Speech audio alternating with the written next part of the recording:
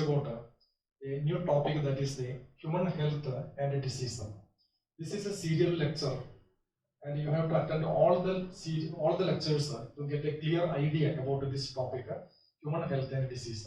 Today I am going to cover the first part of the lecture. So in this lecture I will give a brief idea about the different terms that are using in this topic related with the human disease and health. So the first point, we are always using the term health. So what is actually health?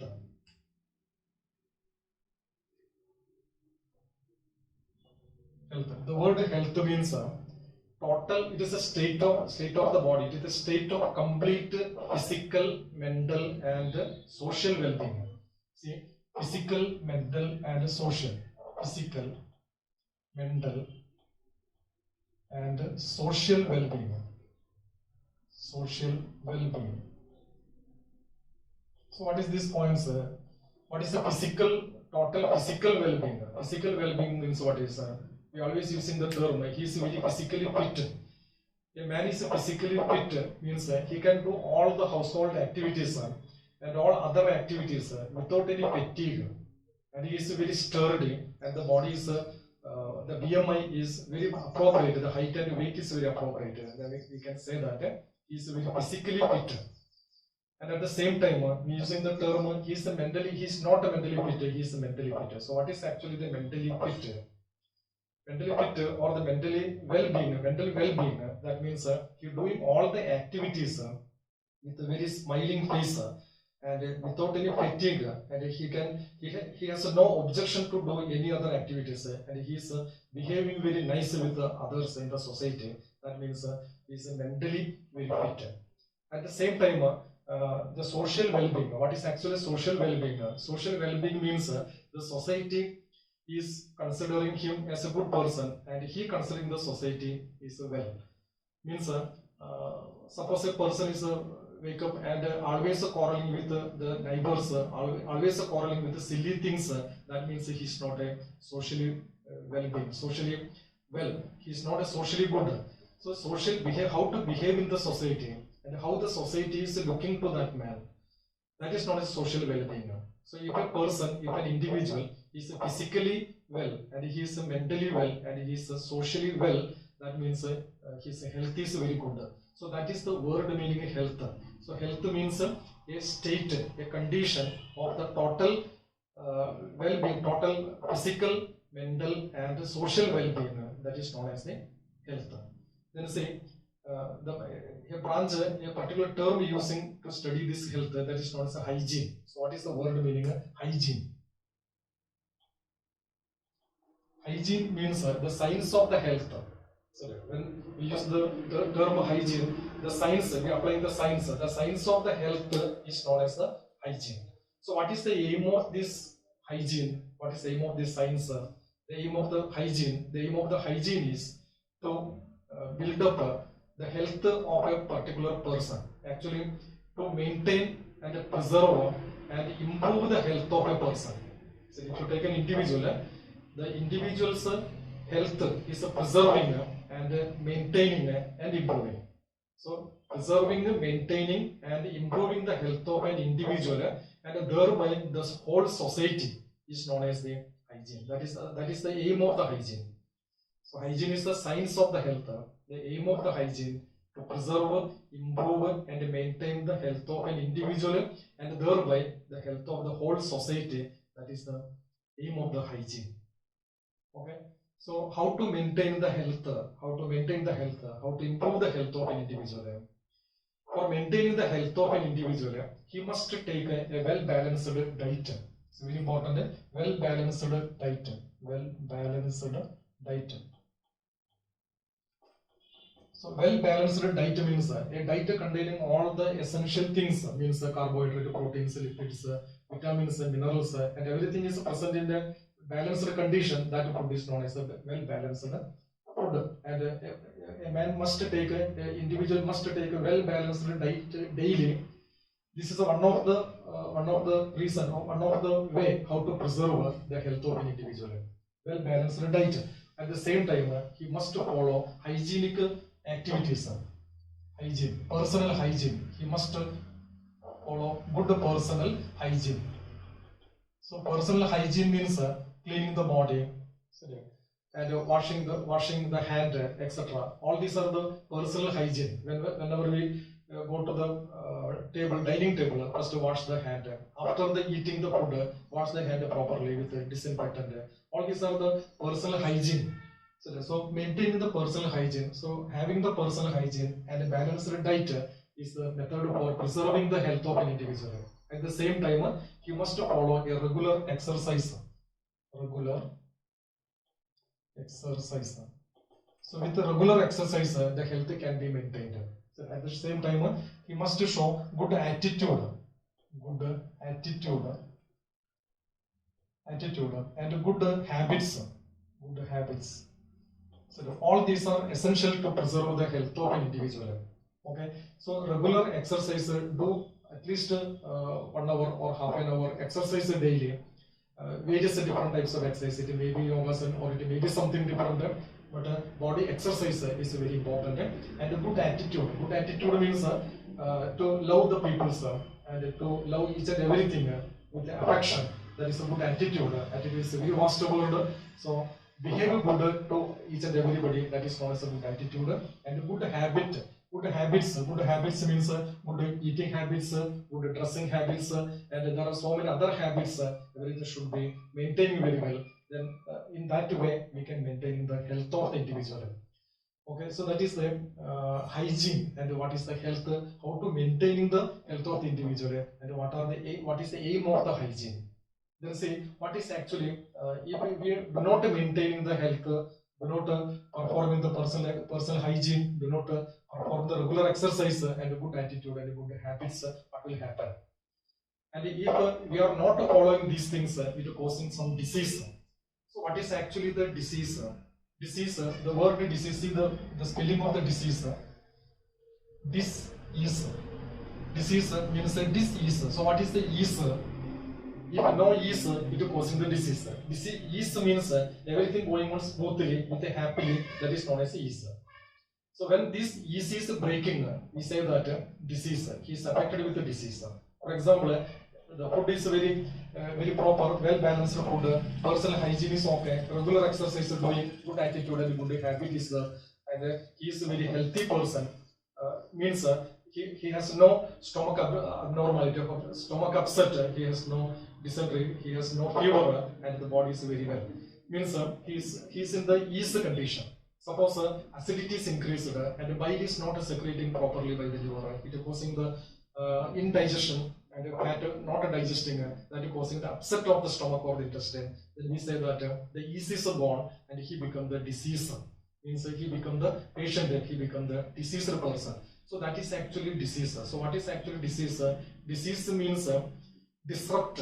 Disrupt means disturb, disrupt or derangement. Arrangement is disturbing. So derangement. So disrupt or derangement of the organs, different organs present in our body. That is the eye, nose, ear, and brain, and liver, heart, like organs. These organs disrupt or derangement of the organs or the entire organ system. For example, the digestive system, including the liver, pancreas, and stomach, intestine, etc. All these become disrupted, deranged.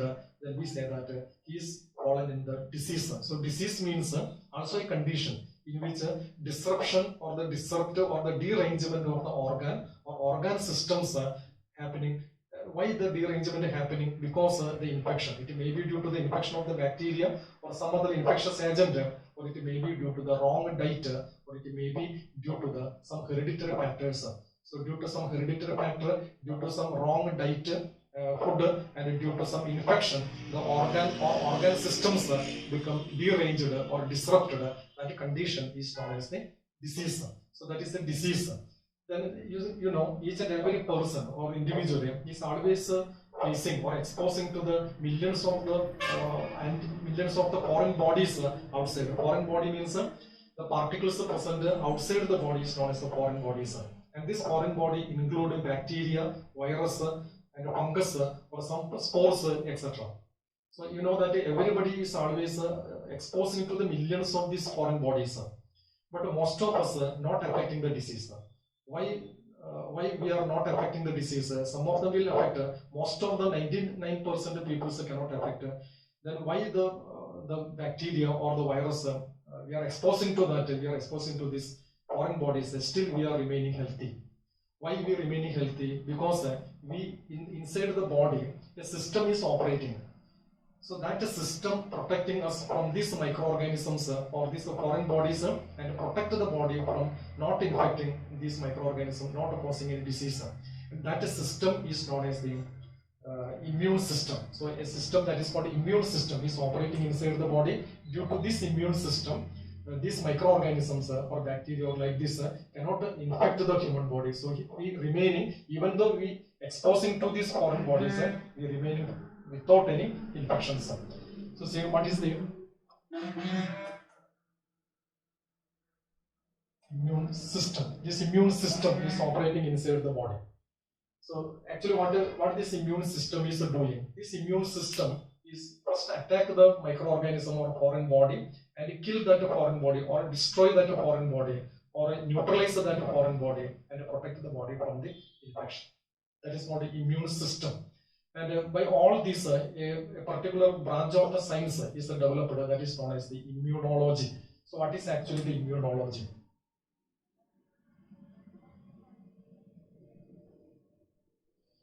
Immunology, a new branch of the biology, that is immunology. What is actually immunology?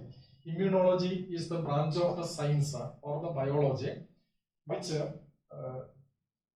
explaining branch of the biology which deals with the immune system, which explaining the immune system at the same time the response of the body to the foreign bodies and how to neutralize these foreign bodies and protect the body.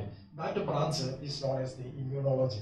So immunology is the branch of the biology which deals with the study of the immune system and also the immune response to the foreign bodies and resist the body against these microorganisms. So resistance, it providing the resistance. So what is actually resistance? Resistance, body resistance. The resistance means resistance. Resistance means the body's ability. Resistance is the body's ability to ward off, to prevent the entry of the microorganisms, or if the microorganism enter, to kill that microorganisms and protect the body from the infection. That is known as the resistance. Okay, here the immunology. There are so many different types of immunology. The study of the immune system and their structure. The study of the immune system and their structure is known as the basic immunology. There are different types of immunology. Basic immunology. So what is the basic immunology? Basic immunology means the study of the structure and the function of the immune system is known as the basic immunology. Another immunology is the clinical immunology. Clinical. So what is the clinical immunology? Clinical immunology coming under it includes immunization, vaccination, organ transplantation, organ grafting, and also including immunopathology, immunophysiology, that also including under this blood banking, also including under the clinical immunology. Another immunology is the laboratory immunology. What is the laboratory immunology? Laboratory immunology deals with the study of the humoral and cellular immunity. There are two types of immunity: cellular immunity and humoral immunity. We will study details of that in the later part of this serial lecture. So study of this cellular immunity and humoral immunity is known as the laboratory immunity. Another immunity is the serology. Serology is the study of the serum. Actually, antibody-antigen interaction study is known as the serological immunity. That also the term I will clear. This lecture I will clear what is antibody and antigen. So like that, these antibodies, that is a serology. So all these are coming under the immunology. So immunology has a different branches: basic immunology, clinical immunology, laboratory immunology, and serology. Then see, if you take the immune system, the immunity have two important characteristics. What are the two important characteristics of this immunity or immune system? One of the characteristics of the immune system or immunity is it recognizes the self from the non-self. So what is the self and non-self? For example, the kidney. The kidney is present in our body. This is a cell. Our immune system is identified. The kidney is our own kidney. Suppose a person transplantation of the kidney taken place. So he removed one kidney and the kidney is taken from another person. This kidney that is taken from the another person is not his own. So that is a foreign coming from the outside. So our immune system is identified that the kidney is kidney transplant. The transplanted kidney is not his own. It is taken from the outside. So the body always helping try to reject this kidney. That is known as the property of the immune system. It can identify the self and non-self. So another property of the immune system, it has a memory. That is called the immunological memory. So self and non-self. And second point is the memory, immunological memory. It has immunological memory. For example, a viral infection is caused, for example, chickenpox. And after curing the disease by medicine, after lifelong resistance to this chickenpox is acquired by this person. When this virus is infected after 2 years, the antibody already formed inside the body will go. Antibody means that is a memory. Immunological memory means antibody prepared, and this antibody identified the virus and the antibody killed the virus immediately. So the disease cannot affect the person next time. So that is the immunological memory. So the immune system or immunity having two properties: identify self from the non-self, and it has the memory also. Okay, so that the immunity. So the word we use a word immunity. What is actually immunity? Immunity is the ability of the body. Immunity. Take a definition for the immunity. Immunity is the ability of the body to fight, to neutralize, to kill or neutralize or destruct the foreign body. It may be bacteria or it may be virus, and protect the body from the infection of that organism. That is known as the immunity. And this immunity are two types. That is the innate immunity and acquired immunity. Innate immunity and acquired immunity. There are two types of immunity: innate immunity and acquired immunity. Innate immunity means the immunity got by birth from the mother. Some of the immunity we got by the birth, we got some immunity. That is known as immunity, innate immunity. And the immunity is got after the birth due to some infections. So some infectious agent, we got some immunity due to the antibody present, antibody producing. That is known as the acquired immunity. So acquired immunity and innate immunity. These two parts I will teach you in the next lecture part number 2. Okay, so that much today.